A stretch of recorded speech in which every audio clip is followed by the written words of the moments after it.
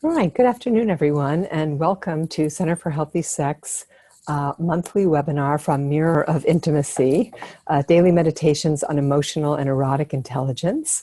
I'm Dr. Alexandra Katehakis, clinical director here at the Center for Healthy Sex. The topic today is partnership. This would be a useful thing to talk about, especially as we're entering, or I guess now almost in the middle of the month of June. June often signifying a time for partnership, because we often think of June weddings, June brides, things of that nature. All right, so the quotation from today is from Ursula Le Guin, and she says, "Love doesn't just sit there like a stone. It has to be made like bread, remade all the time, made new." And I thought that was an interesting metaphor because when I think about remaking bread, I think about kneading something. And if you've ever made bread, without a bread machine, of course, but the old-fashioned way, there is a constant process of kneading it with your hands and working it over and making it take shape before you bake it. It's not and then you eat that loaf and then it's time to make a new one. So it's always being made anew is her point. It's not something that's static and that sits there. And I think most of us know that today. We're living in a very different time than we once were, a time where things are moving rapidly and changing at the speed of light. And I think things have always been changing and always in flux, but I just think it's more sort of radically obvious to us today as things are moving. And so unlike maybe what we saw in our families of origin with our parents or grandparents, where people got married and the relationship sort of sat there for the duration of a lifetime, whether people wanted to be in the relationship or didn't. And it wasn't really until the social revolution of the 60s that people started to more freely divorce when they felt like their relationships weren't good. When they had gotten stale or broken in some ways. And I think now we're at a time of really examining that and asking ourselves, how do we stay in relationship over time with the same person and make it anew, remake it all the time, as if we were baking a fresh loaf of bread every 6 months, a year, and paying attention to our relationship, not just letting it go stagnant or stale. So we know that today more people than ever are calling themselves life partners. So many people are not marrying today. And in fact, people that are on their second and third relationships tend not to get married maybe as often as they once did. So I think more and more people are okay with partnering, even having children and not feeling obligated to be in some sort of wedded union. And that's, obviously a personal preference, but this term partnership really underscores the fact that our partners are really a portion of our lives, a portion of our experience in life. It's not the one and only thing that's going on. And I think that's when people get into trouble, is when they expect to get all of their needs met from one person at all times. And that can be really be a strain to the relationship. And I think it takes a certain level of maturity to recognize that we can't be all things to one person at all times. That's really sort of a fairy tale. And it's not that outlandish, because when we're first falling in love, our partners are everything to us. We can't wait to see them, to be with them, to touch them, to have sex with them, to share our day with them. There seems to be no one else in the world but that person in early love. But over time, that's not a realistic state to stay in.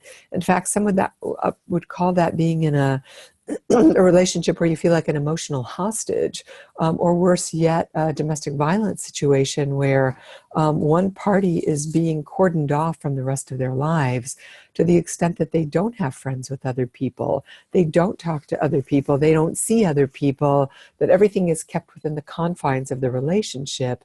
And that can be incredibly stifling at the least and abusive at worst. So think about how Partnership means that we're sharing a part of our lives with other people. So that means that each of us is doing our part in that partnership to make the relationship vital and whole and good. So I want to take this moment to remind you that if you have any questions, to please type them into the chat box so that I can answer them, and so that we can have a little bit more of a dialogue about what you're interested in talking about where this topic is concerned.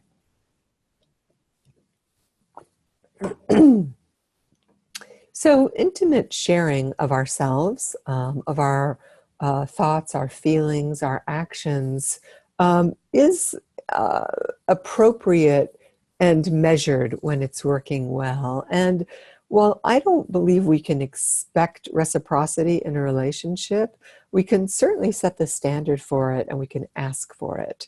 I think people often expect reciprocity, but they don't let their partners know that. They think it's a foregone conclusion. If I scratch my back, you scratch my back, or if I scratch your back, you scratch my back. But does your partner really understand that that's what you want? And sometimes you're scratching your partner's back and you don't expect anything in return. So you want to be clear about what your expectations are about reciprocity in a relationship, and that you communicate with them. I mean, there's some, experts who say that the most important part of any partnership is communication. The second most important part is communication. And the third most important part is communication. Because without communication, you can't have a deep understanding of what's required and what's needed. And those of us that are caretakers or tend towards people pleasing will automatically go out of our way to do something for someone that they may not want done. So an example of that may be, the way you fold somebody's laundry. They may not like it folded that way. They may not even want it folded. And then you can get hurt or injured because you were trying to do something good for somebody and they were angry about it. And the point is, you didn't ask about it first. You didn't communicate. You assumed they wanted it the way you wanted it. And when they didn't, then you felt put upon or resentful or angry. So it's always crucial to ask questions, to ask about what you want and need, and to be careful about your communication so that your expectations aren't smashed in some ways, because you have been appropriate and measured in your conversation with your partner. And all of us, excuse me, want to know our partners deeply, and we want to be known also. But that doesn't mean we report out loud every nook and cranny of our psyche at all times, so that we're constantly reporting every minute of what we're doing. So if I were to say to you right now, gee, I think I'm thirsty and I'm going to drink some water, and boy, when I get up from here, I'm going to clean my desk. And then later, I think I'm going to take a lunch break, but I'm not sure what I'm going to eat. And I just have this kind of roaming stream of consciousness about what's going on with me. At some point, you're going to say, stop. I really don't need to hear every detail of what's running around in your head at all times. It's just too much. It's too much information. It's not relevant to the relationship. That can be a self-soothing mechanism that somebody uses because their anxiety is so high that they're constantly reporting every move they make. So notice if you're one of those people that's reporting all of your bodily functions, your needs, your whereabouts, where you're going, and then you might get upset that your partner is not giving you that same sort of report, but maybe they don't want it, or they don't need it, or they don't even think about it. So consider that too much information can overwhelm a relationship, just as not enough sharing can feel distancing emotionally to your partner. So there are other people that go in the extreme where they just don't talk about anything, and they sort of expect that their partner is going to know what they're thinking, or worse yet, they don't know what their partner's thinking. They're just going ahead and making plans and sort of assuming somehow that the timing is going to work out for both of you, but neither party are really talking to each other. So this matter of ongoing communication is really crucial and important to well-being, so that it's not too much and that it's also not too little. So any thoughts about that particular piece or questions? Okay, well, I will forge ahead then. So we have a question here from Lynn saying, my husband of 35 years and I are in less than a year after discovery, and I'm assuming that means discovery of infidelity. As the partner, I'm finding it challenging as we work on our relationship to ask my husband how he's feeling. What is the best way to communicate with him? What is too much to ask? Well, I think when a person has betrayed someone else, it's the betrayed party's responsibility to actually fill their partner in on a whole lot of information. And the partner should be able to ask for whatever he or she wants and needs in order to feel safe. Because if you choose to stay in a relationship where there's been gross infidelity, then the partner, the person who's been betrayed, has a right to ask for whatever they want and need to feel safe. So saying, I want a daily schedule of where you're going. I want to know who you're with. I want you to call or text me when you get to work every day and before you leave, so I know that you actually are where you say you are, because historically I gave you 100% trust, and you broke that trust because you were lying constantly to me about that, is absolutely okay. And the betrayed person should be providing their partner with their daily schedule, what therapy appointments they're going to, what 12-step meetings they're going to, essentially what they're doing to course correct and right the wrongs that they have imposed on the relationship. In the program, they talk about making amends. And so amends are not a one and done apology. They are living, breathing actions that the person is taking. And the person who's on the receiving end of that betrayal needs to know what those living, breathing actions are. They cannot expect that it's just a foregone conclusion that you're telling the truth now, because it was a foregone conclusion when you took a vow that you were monogamous and telling the truth, and you broke that vow. So now you're going to have to earn that trust back. So I hope that answers your question. In terms of communicating with him, it's just about asking him directly and saying, this is what I expect and this is what I need now to stay in this marriage. I need you to tell me how you're doing, what you're doing, what you're triggered by, what you're doing to take care of those triggers, what meetings you're going to, how often you talk to your sponsor or other fellows in program. I need to know what your sobriety plan is also. I need a copy of that so I can see, so I can know what's going on. So you have a right to ask for everything you want and need, including access to telephones and email accounts, if that's what's going to make you feel safe. Now, that can't be a lifelong strategy for living, because I don't think anybody wants to live that way. At some point, both parties have to start to move towards each other. And when the person who was the betrayer starts to provide actions that start to show that they are doing things differently, then the person that was betrayed is going to have to take somewhat of a leap of faith to not be gazing at that person in excruciating detail. Because first of all, who wants to run their partner's life that way? And secondly, we all want to be in a relationship with somebody that we can trust, who actually does what they say they're going to do and is not doing something behind our backs like that. So I hope that answers your question, and thank you for that. That's a very good question when it comes to partnership. So true partnership is both quantitative and qualitative. It means that you involve real time spent together in a healthy way. And quantitative means that there is a quantity of it, that you are spending time together, but it is about quality time together. Picking and choosing when you need to spend that time together. So oftentimes in the world we live in today, our partners have to work, and it may be disappointing or feel like we're lost or lonely because they're working on a weekend or during a weeknight. And instead of feeling like, something's being done to you, I think it's useful to say, okay, that person, he or she has to work tonight, And maybe tonight's not such a great night to spend together. So this is a night for my hobbies, for my interest, for my self-care, and doing things that I would rather do alone anyway, instead of making it a problem.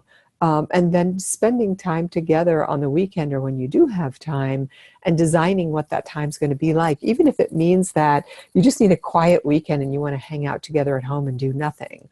Or you want to plan to see friends or go to a movie together or take a walk on the beach, that you are making explicit arrangements and times for your partnership in a way that feels like it is additive, that it is a quality of the time that's so much more useful than just the quantity of time. And I think that holds true for sex also. When you're in a long-term relationship, you may prefer to have sex when you're both really available and connected to each other, so that it feels loving and close, not when one person is distracted, so somebody feels slighted or like they didn't get what they needed, or they're needing sex out of a place of neediness as opposed to a desire for the other. So someone says, how much, okay, much like other relationships, I've noticed we tend to bring along baggage from previous partnerships in business too. What are your thoughts on partnership with respect to business? Do all the same concepts apply? Is there anything else we should consider or ignore? Well, I think, let's see, I've noticed we tend to bring along baggage from previous partnerships in business too. I see. And so I think most of the concepts apply. Obviously, you want to treat people the way you want to be treated. So if you respect yourself with your boundaries, then other people will respect that also. A business partnership is not exactly like a one-to-one ratio, like a love relationship, because there are things appropriate in business to talk about and things that are too personal to talk about. In our love relationships, we want to be able to tell our partners our deepest, darkest secrets, and trust that they will hold them for us and still love us and care about us. But yes, if you have had or been in an abusive relationship, a love relationship in the past, and then you start dating and you get into a new relationship and you know that that person is not going to be abusive, then you can't drag that past abuse into your relationship. And that's really where therapy can be helpful. Because if you're going to treat your new partner like a batterer or an abuser, you will eventually lose that person. And likewise in work relationships, if you are assuming that your boss is going to treat you the way your previous boss treated you, and so you're withholding, or you're not bringing all of your gifts and talents forward because you're afraid you're going to be hurt or taken advantage of, then you're kind of creating a self-fulfilling prophecy. So in that way, our work relationships and our home relationships do align. I hope that's making sense.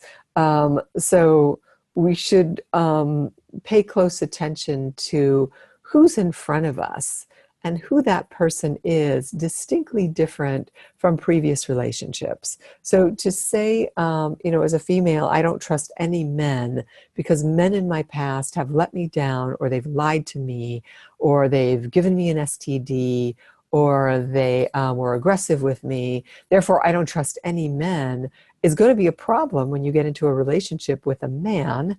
And just saying, look, I like you, I appreciate what you do for me, but just know on the front end, I'm coming into this and I don't trust you because I don't trust men. That relationship's probably not going to go very well, because that man's always going to feel like there's something missing, and also going to feel like, well, if you don't trust me 100%, then I'm going to do some things that don't really matter to you because, it's kind of a foregone conclusion that you don't trust me anyway. So I know that you don't like that I look at porn, but I might look at porn and I might look at it more than I normally would because you don't trust me anyway. Or I might spend a little bit more money and it shouldn't matter because you don't trust men anyway. So you can see how that sets things up for kind of a bad relationship from the get-go. And then a question is, are there ways to figure out what our ideal partnership looks like? And I think there are. I think if you didn't experience healthy models growing up in your family of origin, and what it means to be a part of a relationship, a part of a family in a healthy way, then there are many books and many directives that suggests that people, write a lot about what does your ideal relationship look like. There's a lovely book that I like a lot called If the Buddha Dated by Charlotte Castle. And it's not a very big book, and it came out many years ago now. But she really has people get clear about these 7 categories that she lists that are essential categories of relationships. So things like level of education, sense of humor, education, spirituality, lifestyle preferences, financial values, religion, things of that appearance. And she has you go through all of those lists and look at what's really important to you. And then she asks you to distill them down to your top 3 non-negotiables. And those top 3 non-negotiables should be in the forefront of your mind when you're dating. So if you really are into, petite blondes, then you should not date tall brunettes, period. And if your religion is so important to you that it's meaningful over a lifetime, then you shouldn't date people that do not ascribe to that same religious preference. Because, life is difficult enough, so trying to blend religious affiliations, sometimes even political parties, just makes it that much harder. So don't do that.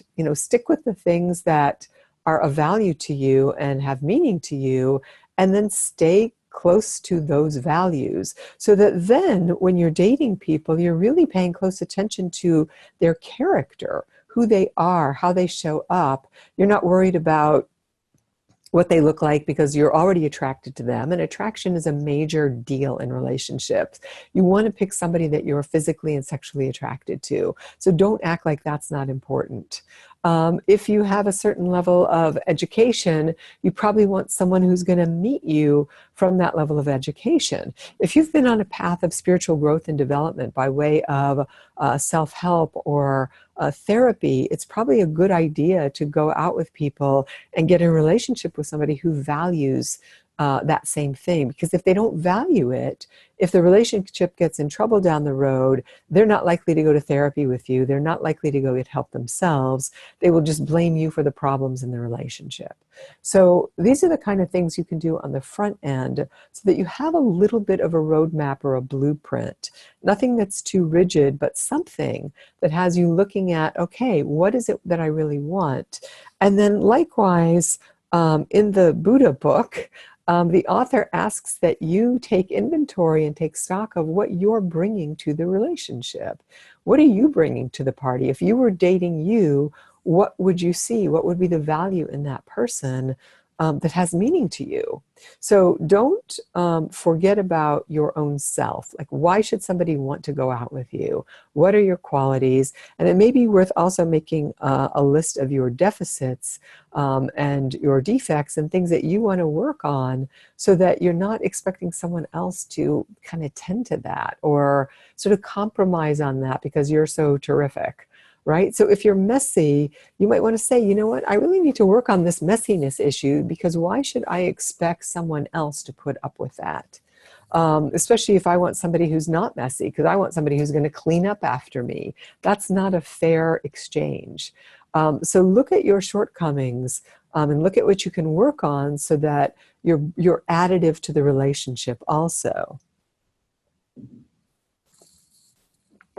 Someone says, what are ways to confront habits seen and learned from unhealthy family of origins into our present relationships and partnerships?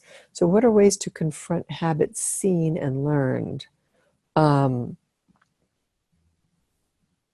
you've learned them from your unhealthy family of origin, and you've learned them from your present relationship? I'm not sure I understand this question.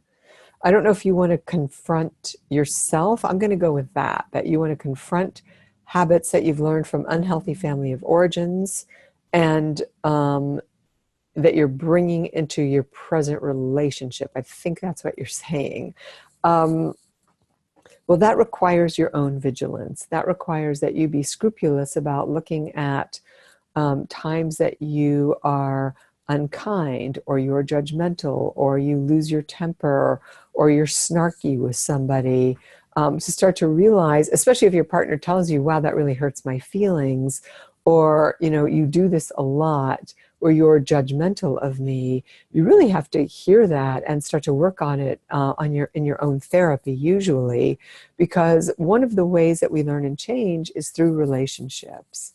And when we have partners who are courageous enough to tell us, hey, I don't like what you're doing, or I don't like what you're saying, that gives us an opportunity to really face ourselves. You don't have to face yourself if you're not in a relationship. But all too often we get into relationships, and when our partners start telling us what they don't like about us or what their challenges are with us, we just throw that right back at them. It becomes a tit for tat. Well, if I'm judgmental, you should hear how, sarcastic you are. And it becomes a one-upsmanship, or, as I said, a tit for tat, as opposed to hearing, oh, wow, I'm judgmental. Can you tell me more about that? When do you hear me doing that? And that makes me feel really bad that I've done that to you. And will you point that out to me again when I do that? So do you see how much more vulnerable that is, and how much I am trying to, usually in these conversations, orient all of us to looking at what our part is in everything?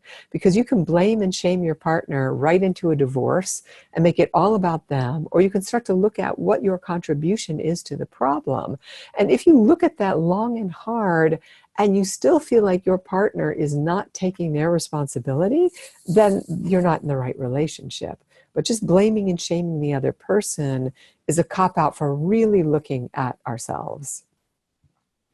So I mentioned people-pleasing earlier. For chronic people-pleasers, what are some ways that they can start taking instead of giving? Well, one of the ways is to stop the over-giving, and to really look at the codependency literature, because that codependent giving can be it is a barrier to real intimacy, because nobody can give to somebody who's always giving and doing for others.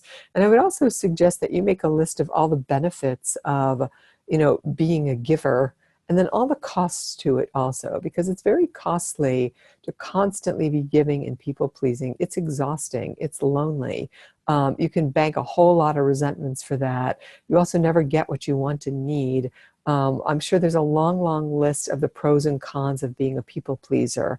So I would start there. The pros, of course, is that people love you and you're always in control, and you're never not out of control. People give you accolades and they think you're great. So it really feeds your ego, but it leaves you, there's a weird sense of deprivation in the people pleasing. One of my favorite books is Melody Beattie's book, The Language of Letting Go, which is a daily reader, much like Mirror of Intimacy, for meditations for codependence. And I think it's really helpful to read that book every morning before you start your day, to remind yourself that you have a right to take up space, that you get to get angry, that you get to ask for change, that you get to ask for what you want and need, and make a space for other people to come towards you, so that you don't always have this barrier of doing for everybody. What suggestions would you give a couple that have different sex drives if one partner wants more sex than the other? Well, that's a pretty big conversation, and one that really is a couples therapy conversation. But I think both people have to work this out, because sometimes people do have high desire. One person has high desire, one person has low desire. And I think high desire has to look at why they want sex so frequently. Is it coming out of a neediness or a real desire for the other person? Is it just about anxiety management or mood management, or just about getting off? And low desire has to look at the ways in which they avoid sex and why they do that. And if there's a libido problem, going to a doctor, getting a checkup to see what your hormones look like, if you need hormone replacement or something else, depending on your doctor's recommendation, so that you can make adjustments that you need to make in order to meet each other sexually. So in other words, if there is a chasm between the two of you, how does each person move in a little bit closer so that the gap is smaller? And that you find other ways of being sexual and pleasing each other that don't always include intercourse. And someone writes, both my husband and I are in therapy separately and not with CSAT therapists. I'm wondering if we're doing a disservice to ourselves not having therapists with this experience and training. Can you share your thoughts on this? Well, it depends on your situation. So I don't know what it is. And certainly therapists that are trained specifically in sex therapy for sex therapy issues, or specifically in sex addiction treatment for sex addiction issues, are going to be more finely honed into the issues that couples that have these problems are facing, whereas oftentimes therapists who don't specifically know about these issues or aren't trained can tend to overlook the nuances that couples are dealing with. So it may be useful for you to talk to your therapist about that, and also to interview other therapists who have this training and go ask them the questions that you have to see if it would be a better fit for you. But I'm always a big advocate for talking to your current therapist first, because you are in a relationship with that person. My guess is they have helped you to an extent. So if you're going to move on, make sure that they're included in your decision, so you're not just making a decision that doesn't include them, because that can feel really dismissive to the therapist. But more importantly, it's not about just taking care of the therapist's feelings. It's about the fact that you are in a relationship with that person. And we're talking about being relational, about having conversations, about being explicit, and even having conversations sometimes that aren't comfortable or difficult, but at least they're intimate and they're real, and you're in your integrity. So if you leave your therapy, your therapist knows why you're going, you're both in agreement about it. You've made some choices together that are in your best interest. Someone's asking about the name of the book again. It's called The Language of Letting Go, and you can find this on Amazon. It's very easy to find. It's a book that's been around for a very long time, The Language of Letting Go. So sometimes, our parents didn't do the best they could do in order to model what healthy partnership looks like. We didn't see our parents maybe communicating, or we saw them arguing, or we saw them even leaving the relationship because it wasn't going well. And because of that, we need to look for other role models, or sometimes become our own best role models by, engaging in these investigations that you're talking about really getting to know somebody, and being in communication with your partner, and grappling with the messy business of being in a relationship. Relationships are difficult. They're challenging. They require that we shift and grow and change. It's not a one and done situation where you get married and you live happily ever after. It's like making bread. You've got to do it over and over and over again in order to have sustenance and freshness in the relationship. So what was your model of being part of something, or for being part of a partnership? It may be useful to journal about that and then share it with your partner also. Let's look at, how our parents did it, and are we doing it the same way, or do we want to do things differently? And what's your ideal of partnership today? What is your ideal? And then how can you commit to your own ideal? Because again, we love these ideals for other people, because when we really get down to the work it takes for us to meet that ideal, we start to see how incredibly difficult that is. So really take stock of your own self and where you're falling short in your partnership. And when you can go to your partner and say, I really want to tell you the ways that I've disavowed this relationship. We can betray relationships without actually cheating on somebody with another person. We tend to hold cheating up as the most egregious betrayal, but lying about how much we're eating, or that we're exercising when we're really not, or that we're sneaking to go shopping and not telling our partners about how much we spend. All of those are forms of infidelity. Fidelity means being faithful to, but being faithful to our finances, being faithful to our self-care, so that we don't have a heart attack because we're eating foods that we shouldn't be eating on a regular basis, not taking care of ourselves, lying, financial lying, all of that falls under the realm of infidelity. So when your partner stops having sex with you, and you look the other way and make that okay, then in some ways you are complicit with having a sexless marriage, or certainly not responsible in any way, shape, or form for your partner cheating on you. But if your partner does cheat on you and you haven't had sex for 5 or 10 years, you've got to wonder, where's my partner getting their sexual needs met from? And why is it a big surprise to me that they were cheating all these time when I wasn't having sex with them? So we really have to be scrupulous about taking stock of ourselves and who we are and what our part is across the board in our relationships, and what we're bringing to the relationship. If you want more love or romance, bring more love or romance. If you want to know what your partner's up to, then be prepared to tell them what you're up to also. Ask for what you want and need. Risk being uncomfortable, so that you can start to grow and change. And how do you communicate your innermost relational values to your partner? Do you let them know what you're thinking, feeling, wanting, fantasizing about sexually?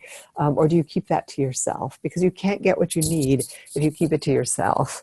And in my book, Erotic Intelligence, and also in my new workbook, Sexual Reflections, there are lists of values that people have, both sexually and in their relationships. And there's some writings and queries in that about how those two things line up. And are you in your integrity with both? Can you say that your personal values align with your sexual values? That if you value honesty and integrity, that you're also, engaging in sexual acts that have honesty and integrity to them, meaning they're not in secrecy, or that they're in alignment because you've been in explicit conversations with your partner or your lover about those sexual acts. So think about those things when you think about partnership, and I'm sure there's so much more also. So spend a few minutes today writing to explore these issues, because I think journaling can help enormously. And think about the questions: how often do you communicate with your partner? And really communicate with them by saying, hey, I want to make time with you to sit down and go to a coffee shop, or sit down in our kitchen table with a cup of tea or lunch and talk to you about how our relationship is going. And that might feel corny or stilted or weird, but it's necessary in order for things to go well. And ask, how often do you, when I say we communicate with your partner, the question is, how do you communicate? Are you explicit? Do you talk? Do you kick off conversations? If your partner won't talk back to you, then that tells you something about that person. And that might be a problem, because you're kind of having to grope your way through, metaphorically, through sex, or maybe literally, because you don't know what that person wants or needs. And you're kind of having to grope through the landscape of your life together, because you don't know what they want and need, and they certainly can't reciprocate it to you because they don't want to hear what you're saying. That's going to be a problem over time, especially if you're on a path of growth and development and your partner's not. You will outgrow them, and you will start to find that the relationship is not satisfying for you. Not just the sex, but the relationship itself. And then what percentage of your time feels like enough in partnership? What feels enough to you in terms of communication? Do you need more? Do you need less? Do you feel like your partner is, behind a wall and you can't get to them? Or do they just barrage you with a wall of words so you also can't get to them? What is really necessary for you? And how do you communicate your innermost relational values to your partner? Sometimes we can do it when we're just kind of hanging out in bed before we go to sleep at night. That's usually a time when people's defenses are down. It's not good to talk about hot topics at that time, because that's when arguments can happen. But it is a good time to be vulnerable, a time to be soft, to talk about how you feel towards each other, what you want. So be mindful and measured, as I said earlier, about where these conversations take place and what you need to have. And then discuss with your significant other what it means for each to do his or her part in the relationship. So what notes have both of you written down? What do you both want to do better at? What do you both want and need? You can also look at, there was a book written many years ago called The 5 Love Languages, And that's often a fun starting off point for people, even though it has its limitations. I mean, it's a book and it's a checklist, but what are your love languages? Are they acts of service? Are they small gifts? Are they words of encouragement? Because your love language might be different from your partner. So it's good to know what they are so you can do more of what your partner needs, not what you want and what you like.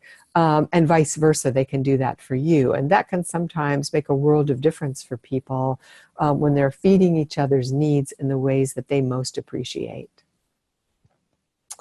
All right, so I hope that you will spend some time thinking about partnership today, whether it's in a business relationship or a love relationship, but especially in your love relationships, writing down what you want, what you need, the things that make you feel loved and cared for, and the things that you want to be loving and caring about for your partner. So I hope you have a happy June and that you enjoy the beautiful weather we're having, at least here in Southern California, and that you spend your days thinking about partnership with yourself first and foremost, with your loved ones, with your lover, and also with Mother Nature, because she's quite beautiful at this time of year. And I look forward to talking to you in July. Take care and have a safe and happy June.